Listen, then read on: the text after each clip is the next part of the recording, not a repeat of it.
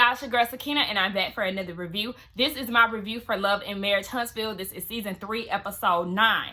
Now, before we get into it, I do want to let y'all know that I do review Housewives of Salt Lake City. So if y'all are into that, go ahead and check out my review. I'm trying to get my review, not my review, but I'm trying to get my views up for that show. It's 3,000 of y'all and only a couple hundred watch. Like, I mean, do y'all love me or not? Like, just play it, okay? It always feels like it's a long time between the days that I film. I think Salt Lake City was the last thing. Yeah, that was the last video that I filmed, and that was on Tuesday. So from Tuesday all the way to Sunday, like, that's a long period of time to not review with y'all. So I do miss y'all, but the thing is, I don't really record anything else. Like, I don't do hot topics or anything. So it's kind of hard for me to make videos for stuff that I don't watch or hot topics. I couldn't make any other videos. I mean, I wouldn't care to watch vlogs because I don't really do anything. I stay in the house during the weekday. So, whatever. I'll be missing y'all. But y'all get me for Sunday, Monday, and then maybe Tuesday, depending on how I'm feeling about the 2 shows on Sunday. That's both of the Housewives, Potomac and Salt Lake City. But y'all ain't come here for all this rambling. Let's go ahead and get into this review. So the episode picks up where it left off last week with Marcel and Tisha versus Kimmy. A lot of people in the comments were getting upset with Maurice because they feel like Kimmy is continuously fighting this battle by herself. And I can totally agree with that. It is always her being the more vocal one when it comes down to the family. So, remember Kimmy asked Maurice. Now, some people, before I get into that, some people did think that Maurice said, no, she never corrects Jalen. But no, I even said it in my last review. He said, yes, she does correct Jalen. And he spoke up to Marcel and Tisha and was like, yeah, she corrects him on a daily basis. Like, stuff that y'all don't even see. So here come Marcel. That's because she's supposed to. That's his mom. Okay, so what's the issue? Like, what are we really talking about here? So, you know, Kimmy is like, y'all getting on my damn nerves. So she's trying to blow off some steam. And then here comes Tisha. She comes to her senses and was like, you know what? I apologize. I shouldn't have been questioning you about the whole Wanda situation. You know, we supposed to be sisters. It'll be hard for us to rebuild if I'm continuously questioning and holding on to things. I said, oh, look at Tisha finally learning. But honestly, I would still be over it. Like, I would appreciate the apology and her realizing that her continuously questioning Kimmy is wrong. But I would be so done with Tisha because it's always something and she's always so one-sided. I appreciate the personal growth, but just being her friend is exhausting because she feels so entitled to the friendship. She feels like you're supposed to blindly follow her and stuff, and I couldn't get down with people like that. It's the next day and everybody is eating. Kimmy goes and asks, is Mel coming?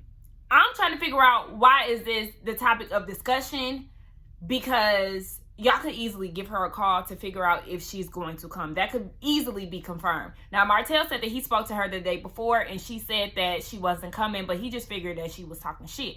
So Maurice, look, I was about to slip up and call him something else. Maurice says, is Destiny coming? Or have you spoken to her? Talking to Martell. And he says, oh yeah, I speak to her every day.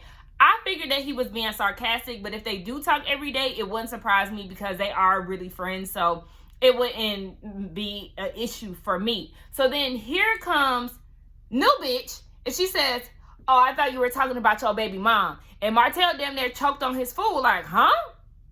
What? And he was like, well, yeah, I do talk to her. You know, I talk to her damn near every day about my child. So then she says, oh, I was talking about Mel. And I loved when Martell said, no, that's my ex-wife. Hello, bitch. Put some respect on her name. I told y'all in the last couple episodes that she was being slick by saying baby mom.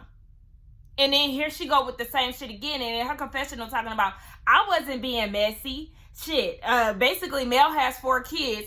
She deserves the title of baby mom. No, bitch. That's his ex-wife. Oh. Let me move on. Martell was helping Kimmy clean up. That's very sweet of him, okay? Don't have her doing it by herself because I damn sure didn't see nobody else around. And she started asking how life is after the divorce. Gets into the conversation of Mel, and she was saying that, you know, before you cheat, you want to make sure that you leave. So if you feel like you're not getting your needs met, leave before you decide to cheat. And she was also asking him, does he think that they'll get back together?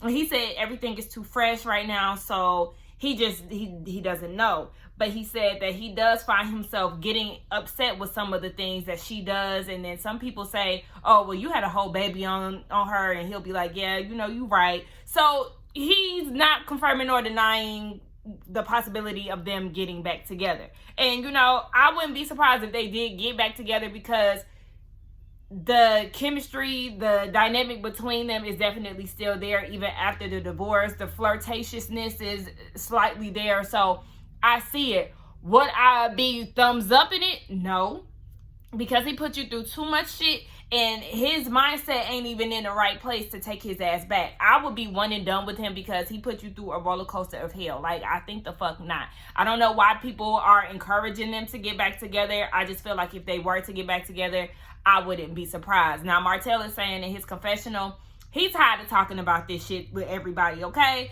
She's trying to move on, he trying to move on, and that's just that. I said, okay, I feel you. I wouldn't want to talk about that every time I get on a one-on-one basis with somebody either. What's the purpose of Tiffany and her husband? They are the most boring couple on this show. You mean to tell me Tiffany is in her feelings because she didn't see her son get the big chop?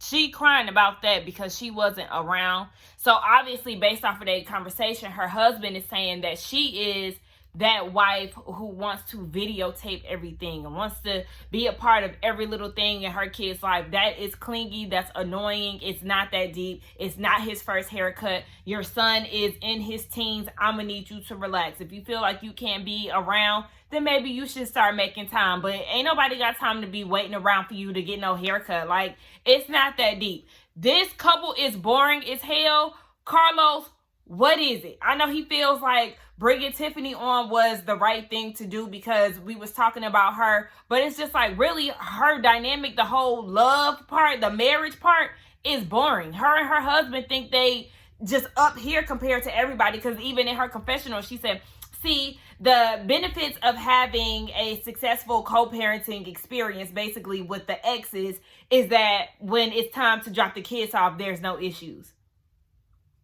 A lot of people who have the same experience, what y'all doing ain't exclusive.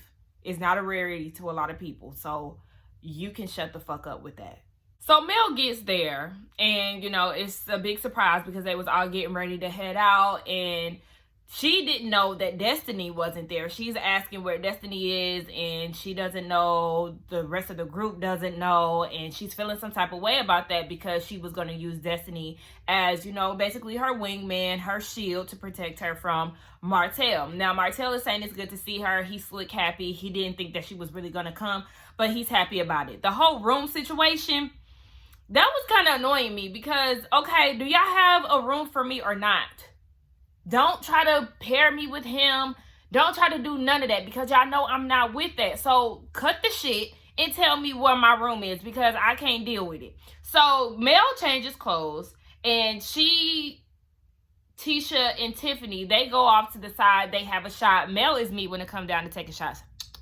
Okay, let me see. Let me put a little ice cube in it because I don't want to drink no hot ass shot. Like, I'm bad at taking shots these days. In my college days, I used to throw them things back. But now I'm in my late 20s. You got to mix me up, honey. Give me a mixed drink. I ain't down with the shots. And if I do take a shot, it's chased by a damn chaser, okay? I'm drinking that whole drink, okay? Because I don't even want to taste the damn liquor.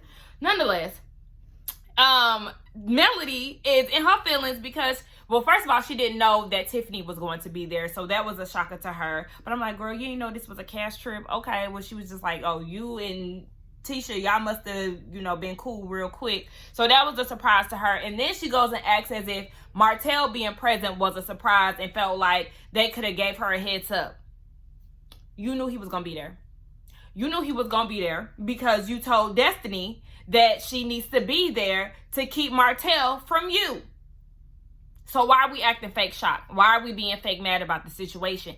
Tisha even said that in the text thread, the group text, his name is there. So why are you acting shocked yet again? What is it? I don't get that. That whole part is annoying to me. Like, let's not, the fact that they're building this up to be like a, oh my gosh, Mel and Martell in the same room when they was just down at Black, keying, wearing the whole last name as a badge of honor, being a united front. I don't understand why them being in Vegas for 2 days is going to be an issue. I understand they definitely have a intense relationship and it could go 0 to 100 real quick. I get that. But for them to like really be acting as if, oh my gosh, the Holts are going to be together. Oh my gosh, and Mel acting like, oh my gosh, Martell is here. Y'all didn't tell me he was going to be here. Like, all of that is not necessary. It's giving fake. Now they on their way to this trip. And we see a constant back and forth with the guys in one van and then the women in another. And they're talking about relationships and divorce. And Mel is saying how, you know, life after the divorce, she thought that she was going to do this music thing with Martell. But maybe that's not the way God intended it to be. So she's doing it on her own. And they did find success with the business side of things within their marriage. Blase blah. I laughed when Kimmy said that her video guy, the Mel playing in... what's her name, in Mel's video was her own personal bolo. I said, oh, come on. Okay, I love it. But yeah, I'm really tired of talking about this. Like, I really don't even feel like going into the entirety of the conversations, but I will mention that Marceau feels as if he's better than them, or it's making him look good because he's never considering divorce. And I'm one of those people who feel like you should always consider divorce if the relationship is no longer serving you. Because just like Tiffany's husband said, yeah, you stick around for the kids and then you look back once the kids is out the house and stuff, then you decide to get a divorce when you wasted all these years being unhappy. I mean, like Marceau said, you know, they have divorceable moments or whatever, but he said that his aunt had a conversation with him and was saying, you know, they've been married for 27 years and they thank God for the kids because that's the reason why they stayed together, blah, blah, blah. Baby, respectfully, fuck them kids. I'm not sticking around in a relationship for my kids because you and Tisha staying together, you feel like y'all are being role models or whatever the fuck it is that you're trying to teach your kids. But one, you're not even trying to get to know these kids. What are you instilling in your children, Marceau? What personal time, what quality time are you taking to pour into your children? Because you don't even really know them for real. You almost gave your son an allergic reaction by giving him peanuts. Why wouldn't you know that about your child? You already said that Tisha's role is the house and you make the money. So obviously you ain't trying to do no type of household activities. What examples are you and Tisha setting for your children? Because y'all obviously lack communication. You don't keep her informed on a lot of things. You don't feel like y'all need counseling to improve your relationship. Like, you're so shut off and closed-minded and feel like a lot of things that you say is right. So I'm trying to figure out what qualities are you instilling into your children? What role model or what ideal marriage are you and Tisha presenting to your children? Because y'all don't have it. Huh? You're not better than them because you don't see divorce as an option. Sometimes it's the route to go. And I was with Maurice. And even I could see Martell, you know, veering off, looking in other places while Marceau was talking. I actually agree with Maurice when he said, bitch, this is Vegas. Who want to keep talking about divorce? And that's exactly how I was feeling like this whole time I was watching this scene. I'm like, can we move on? Like, I'm tired of talking about this. I'm tired of talking about Martell and Mel and life after divorce. I don't care about none of that. Like, let's just have a fun moment. I want to see them turn up. I want to see them talk about something else. I understand the show is called Love and Marriage, but can I just laugh? So Destiny shows up right in time to go riding around in the slingshots. That was Tisha's surprise. Y'all know the slingshots, like the little cars. Well, shit, have y'all seen the episode anyway? But it's like a little transformer car type thing. I really like them. My nephew is like obsessed with motorcycles and slingshots. So I remember we went to the park and this guy drove by in a slingshot and he stopped and let my niece and my nephew sit in his car and they took pictures. You know, it was real cute. But yeah, so that's what they were getting ready to ride in. Now apparently Mel can't drive, and Martell was like, they don't have like a 4-seater thing, so me, Mel, and Destiny could ride together. And they was like, nah, but I wouldn't want to ride with Mel. Because Destiny confirmed that she cannot drive. Baby, I want to make it back in one piece in the words of DMX and Aaliyah. I don't want to get in no car accidents, nothing like that. Anytime we are in a group setting, like me and my friends, 9 times out of 10, I'm the one that's driving if we're together, because some of my friends are not the best drivers, and I don't have time. I do not play about my life, baby. I want to make it back home safely, okay? I trust my driving more than I trust anybody else's, okay? Plus, I've been on the road a lot more compared to my friends. I do a lot of up and down the East Coast, getting up and down to Ohio. I actually, because they started riding around and stuff, and they were saying that Vegas is very nice, and I really do want to go to Vegas. I want to visit the West Coast in general. I want to go to LA. For the longest, I was scared to go to LA because I did not want to get caught up in an earthquake. And like 3 days ago, they had one. I said, see, that's that shit right there. That right there. I cannot imagine the ground just shaking and me possibly falling through the cracks. No, Lord. Anyway, so yeah, I want to go to Vegas. I want to go to LA, and I also want to go to Arizona. Now, Arizona is one of those places that's not really a popular place that people want to visit, but it is for me. And even seeing Color Me Pink, she did her birthday celebration out there, and I was watching her vlog, and I was like, oh my gosh, like, see, this is why I want to go to Arizona. It's so beautiful. I like the desert look.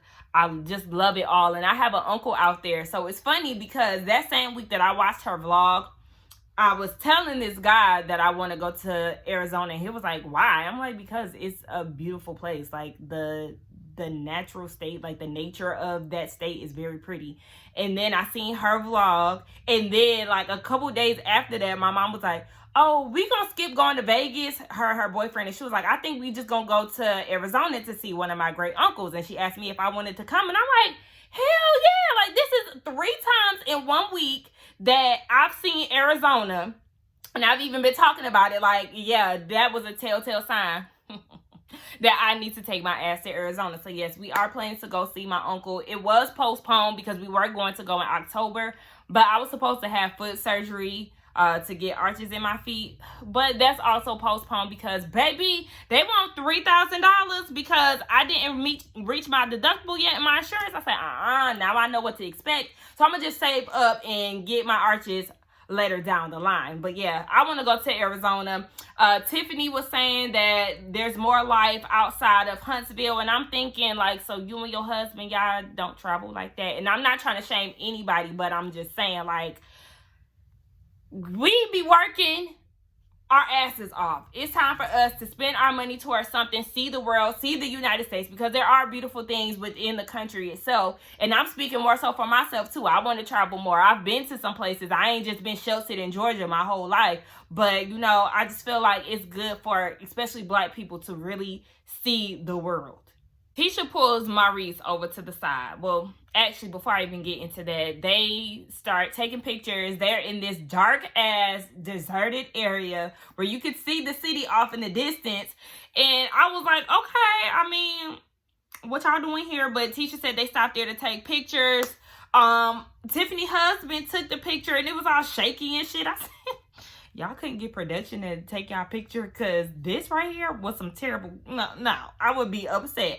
Anyway, everybody is taking pictures, and then Tisha pulls Maurice to the side, and she's having the group split up the next day. So she wants the guys to hang out and then the women to hang out separately. So she pulls Maurice to the side to be the eyes to watch out for Marceau, because he's on this what happens in Vegas stays in Vegas type of thing. And, you know, there's girls everywhere. So she wants to make sure that her husband is on the best of the behaviors that he could be on. And I was just like, you keep hollering that you confident, but you keep doing these things that are clear indicators that you're not as secure in your relationship as you try to get us to believe.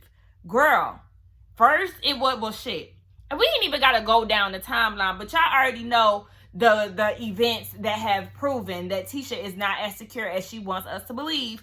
Yeah, so Marceau, or not Marceau, but Maurice was saying, okay, so, I mean, is y'all good? You know, I heard about the whole pop-up therapy thing. I don't think that's going to get him to do what you want him to do. And she was saying, well, you know, she's not getting everything that she needs, but they are getting date nights more often. So she feels like it's just a baby step thing. You have to work with him. It's a gradual build up. And Maurice is looking like, okay, well, she's reaching out to me, so I'm going to make sure that I can try to help with their marriage in any possible way. But I'm like, I mean, Marceau is grown as hell. Yeah, you definitely want to hold him accountable. You want to make sure that you trying to tell him don't be out here with these bitches and all of that. But you ain't always gonna be by your brother's side. But I do understand the importance of making sure that your friends and family are in line and that you don't condone the bullshit when y'all out having a good time. So I was just looking at that like, all right, I mean, Tisha, okay, Miss Confident, because she said something else earlier in the episode about being confident in her confessional. Like, girl, who are you trying to convince? Doing everything else. When I tell y'all, I'm so over Martell and Melody. The both of them irked my damn nerves. So Mel pulls Martell to the side, and she wants to discuss what her and her friend talked about down in her video shoot. Remember, she said that Martell went live and said that she only got one kid and Mel got her taking care of their 4 kids, and, you know, it's just too much for her to handle. So she wants to address that situation. And then Martell goes and calls her, well, you know, she mentioned the video shoot, and he was like, oh, that bullshit. And then he goes and calls her Beyonce. So he's being very passive aggressive, and then he's also throwing jabs unnecessarily. So then that just starts a whole conversation, argument, because he was like, you need to shut the fuck up and let me talk, because I didn't say that she was incapable of taking care of our kids, blah, blah, blah. I didn't see the clip, so I can't say who said what. We know Martell is known to be a liar, so I don't know. But bottom line, I also feel like, Mel, why did you bring this up? Why did you bring this up? Now is not the time. Like, y'all in a good place. Everybody is vibing. Why did you feel the need to have to confront him? Why didn't you confront him back then when the shit happened? So anyway, Martell tell her to shut the fuck up, and then he gets up and he walks away. So then he calls her Beyonce again, and she was like, why do you keep calling me Beyonce? I'm not calling you Tay Diggs. I'm not calling you Morris Chestnut. That was funny, but that was him being passive aggressive, because then his dumb ass go talk about, I call you Beyonce because she sings just like you, or some shit. Like, oh my gosh, y'all doing this whole tit for tat thing. So then Mel gets all hyped up, and then she gathers the girls around and was like, y'all want to see my video? Oh, let's play the video, because the song ain't even about you. The song is not about him, but it's called Telltale Signs. And like I said before, it's mighty tailored to the situation that you went through. And then you have another song called Side Chick of the Year Award.